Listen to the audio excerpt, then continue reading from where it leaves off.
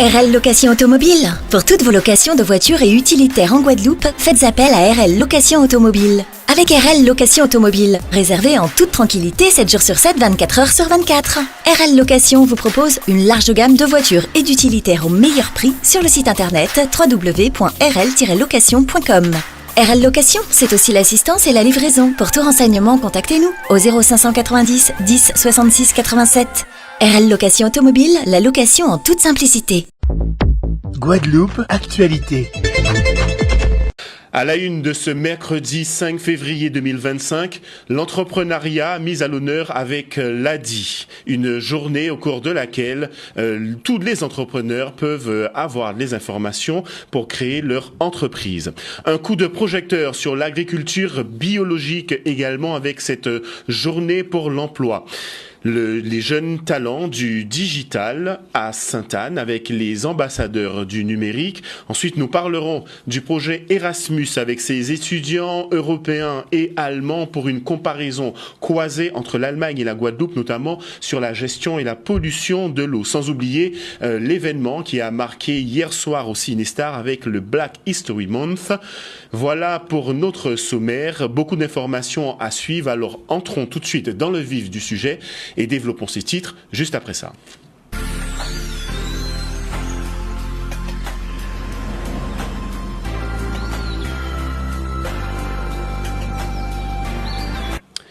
L'ADI Guadeloupe donne donc le coup d'envoi de la semaine pour créer sa boîte avec l'opération Poté Gomme. L'idée, aller à la rencontre des porteurs de projets dans les quartiers les plus reculés, leur offrir un accompagnement concret de l'idée jusqu'à la création de l'entreprise. Le message est clair, tout le monde peut devenir entrepreneur. Un reportage signé Olivier Félix. Poté Gomme, c'est permettre à chacun de porter sa gamme dans son domaine d'activité, son expertise ou pas. L'ADI est en campagne. C'est un moment phare pour nous durant cette journée et tout au long de la semaine d'ailleurs, d'être au cœur des quartiers, au cœur du vivier, du terroir. Et tous les domaines d'activité sont éligibles à justement porter une gamme pour créer son activité. Je suis venue chercher de l'aide de l'ADI pour pouvoir construire un dossier et monter ma société. Pourquoi? Parce qu'en fait, c'est un peu compliqué. Ce que moi je veux faire en Guadeloupe, ça n'existe pas. Enfin, du moins ça existe, mais infiniment. Voilà. Donc, avec l'ADI, je suis venue chercher un peu d'aide, un peu de soutien pour construire ce que j'ai envie de construire en Guadeloupe et apporter ma pierre à l'édifice. Il faut savoir que l'ADI accompagne tous les porteurs de projets au sens large du terme, c'est-à-dire une personne qui a une idée, qui veut créer, qui soit jeune, moins jeune, éloigné de l'emploi et pas forcément éligible au crédit bancaire. Nous sommes là et comme dit l'adage de cette semaine, t'as l'idée, t'as l'ADI. Donc c'est pour permettre justement que l'aspect financier ne soit pas un frein à la création d'une activité, au démarrage de celle-ci. On n'a pas la famille qui encourage, on baisse les bras super vite. Deuxièmement, il y a tout ce qui est financement, comme je disais, si on n'a pas les sous, on vient d'une famille qui n'a pas forcément les moyens d'aider, ben ça décourage. Et alors qu'avec l'ADI, on est pris au sérieux déjà premièrement, et deuxièmement, ben on a nos fonds, on a un plafond à ne pas atteindre, mais ça aide. La différence, c'est aujourd'hui même, c'est d'être au cœur des quartiers, d'être ici, présent, dans le quartier de Capesterre, à la maison de quartier avec le centre d'action sociale de Capesterre et tous les acteurs. C'est être au rendez-vous du peuple, pour le peuple et avec le peuple. De façon générale, le prochain rendez-vous, c'est pousser la porte. Venez dans une agence à l'ADI de Sainte-Rose, Basse-Terre, Capesterre, Morne-à-l'Eau, sur le site internet, sur le Facebook de l'ADI Guadeloupe. Voilà, c'est surtout ça la prochaine action. Vous l'avez compris, l'ADI donc qui se déplacera partout dans notre territoire, un dispositif qui, espérons-le, fera émerger de nombreux projets sur notre territoire. L'agriculture biologique attire de plus en plus, mais ses exigences restent parfois floues pour les exploitants. Ce matin, une session d'information a permis aux agriculteurs de mieux comprendre leurs droits, leur couverture sociale et les spécificités du régime bio. Maxime Morel nous emmène au cœur de cette rencontre. Alors aujourd'hui, mardi, nous commençons les matinées d'information pour l'emploi en agriculture biologique.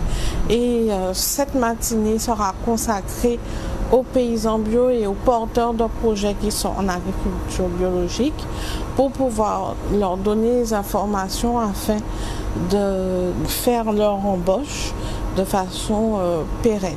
Il était très important de pouvoir informer les exploitants agricoles sur les possibilités de couverture sociale et de pouvoir expliquer comment faire pour pouvoir être immatriculé au régime agricole de la CGSS. Il faut beaucoup informer pour pouvoir permettre de mieux faciliter l'immatriculation et comme ça, il y a moins de difficultés. C'est important pour tisser un bon partenariat au départ, qu'ils soient au courant du cadre dans lequel ils vont devoir évoluer et surtout avoir des données, des connaissances sur le cahier des charges bio qui est une contrainte pour nous, un atout mais aussi une contrainte.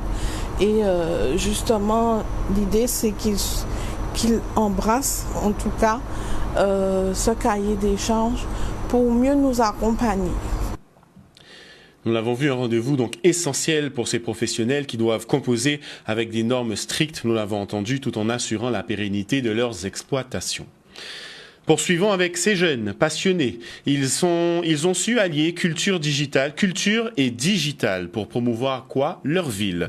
7 jeunes Saint-Anais ont été sélectionnés pour participer au concours des ambassadeurs du digital, un projet visant à valoriser le patrimoine de Sainte-Anne grâce aux outils numériques. Une belle initiative que nous raconte tout de suite Charlie Dagonia.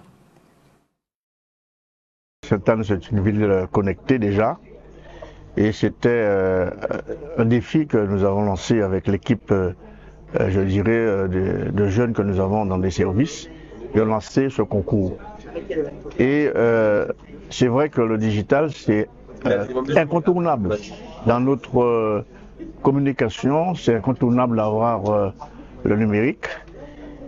Et comme je le disais, c'est une ville connectée. Mais à travers ces jeunes, à travers ces lauréats, ils ont vraiment présenté, je dirais, c'est un art. Ce sont des artistes. Ce sont des œuvres d'art que nous avons vues à travers ce qu'ils ont présenté. Nous avons sélectionné à peu près 7 jeunes et depuis le mois d'août, ces jeunes-là sont sur le terrain et ils ont décidé de valoriser au niveau culturel, au niveau géographique et au niveau patrimoine la ville de Sainte-Anne tout au long de système digital. Pourquoi? Parce que nos jeunes, ils sont fiers de leurs réseaux sociaux et très souvent lorsque nous organisons des manifestations sur le territoire de Sainte-Anne, les jeunes eux-mêmes ne sont pas informés. Il était très important de permettre à ces jeunes de collaborer avec d'autres jeunes comme eux et comme nous pensons renouveler cette édition en juin 2025, nous conseillons à ces jeunes de bien vouloir mettre à l'honneur tous les vidéos, tous les posts qu'ils ont mis en place afin que les jeunes aient envie de venir y participer. J'ai 30 secondes pour te donner envie de poser tes valises à Sainte-Anne pour tes prochaines vacances. Alors moi j'ai voulu montrer la ville de Sainte-Anne en mode carte postale en fait. C'est vraiment pour donner envie aux touristes de venir faire un petit tour à Sainte-Anne ou même venir passer toutes leurs vacances à Sainte-Anne parce qu'on peut passer tout son été sur les plages. Il y a tout ce qui est culturel à Sainte-Anne. Il y avait le festival au mois de juillet. Il y a eu la fête de Sainte-Anne et en fait Sainte-Anne ça regorge de paysages. On va dire il y a la campagne, il y a la mer, il y a pas mal de choses à voir. Donc effectivement c'était la carte postale que je voulais faire découvrir en fait.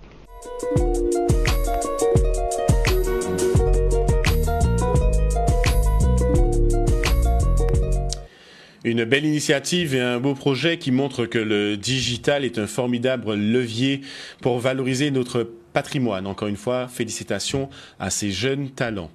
Sans transition, parlons maintenant gestion de l'eau. La gestion de l'eau est une problématique cruciale en Guadeloupe. Dans le cadre du projet Erasmus, des étudiants guadeloupéens et allemands ont travaillé ensemble pour comparer les pratiques en matière de gestion, de protection et de distribution de l'eau. Jean-Marie Flower, enseignant et docteur en écologie, nous éclaire sur ce projet au micro d'Olivier Félix. Je vais parler, disons, des frontières planétaires et notamment de celles liées à la pollution, aux pollutions, notamment aux pollutions chimiques. Et donc on va parler chlordécone, on va parler biocides, perturbateurs endocriniens. Et c'est très important pour l'association Vive, dont je suis le président, que l'information qui est trop confinée dans les cercles scientifiques, eh bien, elle diffuse dans tous les cercles, et notamment près des plus jeunes, pour qu'ils puissent se poser des questions différentes et ne pas se tromper de combat. Le programme Erasmus est basé sur le thème de l'eau. Du coup, on est allé en Allemagne, on a pu voir les différentes thématiques qui s'y déroulaient. Donc on a vu la gestion, la protection et la distribution de l'eau. En Allemagne, on a pu la comparer avec celle de Guadeloupe. On a vu qu'il y avait certaines thématiques qui étaient la même, donc d'où sort l'eau, des plaques tectoniques, sauf que eux, ils ont par exemple aussi un traitement à partir du fleuve, alors que nous, c'est à partir de l'eau de pluie, etc., de la montagne. Et voilà, on a pu comparer et voir les différences et les avantages d'en Allemagne ou de la Guadeloupe. Et voilà. On a en fait, chez nous, dans notre territoire où on était, il n'y avait pas beaucoup d'eau en fait. Pas comme vous, vous avez la mer et tout ça. Mais chez nous, il manquait beaucoup. Du coup, on a appris que par chaque an, il manque encore plus d'eau qu'avant. À leur retour en Allemagne, certainement, dans les mois qui viennent, ils pourront aussi avoir accès à cette information complémentaire à cette petite conférence. Et ça leur permettra d'aller plus loin pour questionner les pouvoirs publics allemands, pour faire leur propre enquête et se rendre compte que ce que nous, Antillais, on vit en Martinique et Guadeloupe, nous sommes les canaris dans la mine. Ça ne veut pas dire que c'est confiné à la Guadeloupe. Au contraire, on vit avant le reste du monde, ce que le reste du monde va finir par vivre. Donc plus tôt ils comprendront ça, plus, on nous a dit en créole, il faut prendre du vent avant du vent prendre. Un échange donc enrichissant qui invite à réfléchir sur nos propres pratiques et à envisager des solutions beaucoup plus durables. Ouvrons maintenant notre page culture, puisque le Black History Month a débuté au Cinestar avec une soirée dédiée à Haïti. L'événement a mis à l'honneur Kidnapping Inc., un film d'ailleurs réalisé par Bruno Moural qui a marqué les esprits et relancé les discussions sur le soutien au cinéma caribéen. Retour tout de suite sur cette soirée d'ouverture avec Vianney Valverde. Des invités spéciaux, puisque cette 7e édition est placée sous le signe d'Haïti.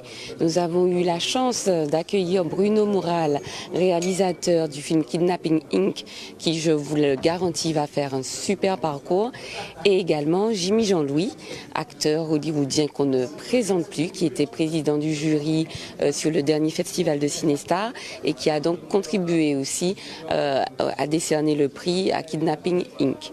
Le message du film, justement, c'est premièrement un film miroir pour la société haïtienne, donc qu'elle doit se regarder elle-même. Et j'espère qu'en regardant cette société, comme je le dis, je le répète, une société qui est complètement dysfonctionnelle, ils peuvent justement peut-être créer des conversations en voyant ce film. Et ces conversations peuvent peut-être amener à se comprendre et peut-être à s'améliorer. Et après ça, le film aussi, pour le public international, c'est vraiment mettre en valeur en fait cette culture haïtienne, cette culture noire, et à travers justement des femmes fortes comme Laura, à travers notre musique, à travers les paysages, puisque justement il y a quelqu'un qui me disait tout à l'heure, je lui ai donné une envie de découvrir Haïti. Donc c'est exactement ça, c'est de découvrir une Haïti qu'on n'a pas l'habitude de voir dans les médias, même si le film ne parle pas que de bonnes choses, mais c'est quand même, on voit d'autres facettes d'Haïti et ça lui a donné envie d'aller en Haïti malgré que le film traite tous ces sujets difficiles. Black History Month, c'est encore un moment pour pouvoir se célébrer en tant que noir à travers le cinéma. Mais c'est pas que le cinéma. Moi, j'habite à Los Angeles et c'est un mois qui est vraiment célébré à tous les niveaux, au niveau niveau politique, niveau artistique, niveau business. C'est une prise de conscience de notre existence, du peuple noir, de se donner de la valeur, de se mettre en valeur, et puis aussi de partager notre identité d'une certaine manière, déjà entre nous-mêmes et puis aussi aux autres. Donc voilà. Et ici, le fait de pouvoir célébrer Black History Month en Guadeloupe, ça veut dire qu'il y a quand même un lien qui est en train de se faire entre les Américains, entre les Guadeloupéens, entre les Noirs en général, entre la Caraïbe, en gros, entre la diaspora africaine qui se trouve à l'extérieur de l'Afrique. Et ça, c'est bien. Une cérémonie qui était riche en émotions et qui a également ouvert les débats sur la fierté noire et l'accompagnement de l'industrie cinématographique. Notez que le Black History Month se poursuivra jusqu'au 21 février avec d'autres projections, notamment celle de Malcolm X et un hommage à Quincy Jones. Continuons sans transition avec ce mot du sport maintenant, avec une compétition qui fait vibrer les supporters chaque année, la Coupe Vive. Les clubs les clubs de Guadeloupe, de Martinique, de Saint-Martin et de Guyane vont s'affronter dans ce tournoi interrégional dont les enjeux sont plus forts que jamais. Les présidents de ligue ont dévoilé les grandes lignes de cette édition 2025 lors d'une conférence de presse. Un reportage signé Maxime Morel.